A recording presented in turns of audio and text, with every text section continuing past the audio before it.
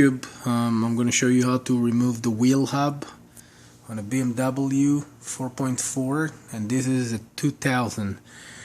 Before I start, I already took it out, so I'm just going to kind of try and demonstrate how to do it, give you the idea. This part right here is the case that probably protecting the wheel hub on the back.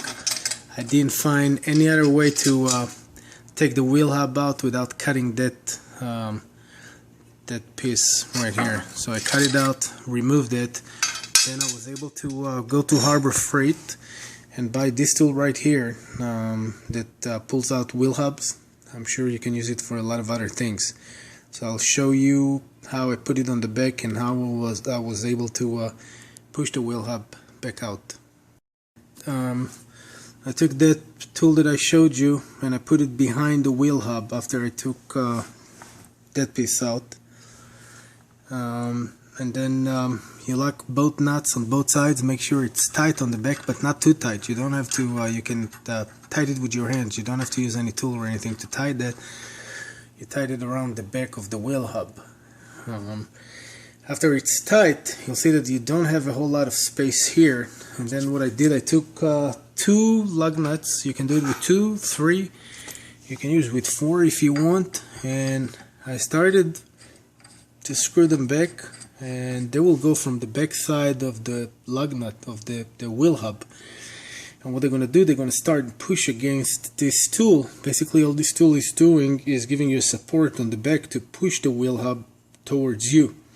There's nothing else that hold the wheel hub on that case. Maybe there's some cars that may have something, some bolts or something that holding it on the back. On this car itself, the only thing that holding it, after you remove of course the nut from the axle shaft, the only thing that holding it in is pressure. So once you start to turn the wheel, the lug nuts in, as you touch the tool on the back, it's going to start and push the wheel hub back towards you. You got to do it slow. You can't put too much pressure on one bolt. So if you have 2 or 3 of them that you're going to simultaneously turn each one of them about once or twice with a tool, with a wrench. In that case, it's number 19.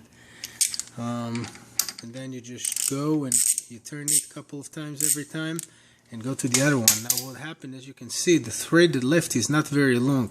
So I reached the end of it very fast, and I had to create some kind of a spacer between the tool and the wheel hub. So I found in my shop these little angles, and what I've done, I just started to put them behind and to create more, to have a little more space for the bolt to push against.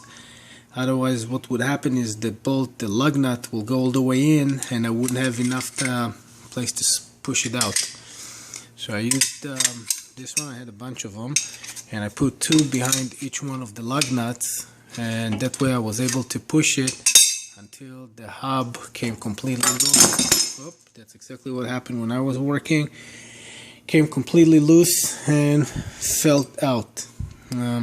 So that's it. That's how to remove the wheel hub. Now on the next video, I'm going to show you how to move the bearings as well. So on this one, with this tool, you move the wheel hub out, and I have different tools to move the bearings, and that's what I'm going to do next. Enjoy. Good luck.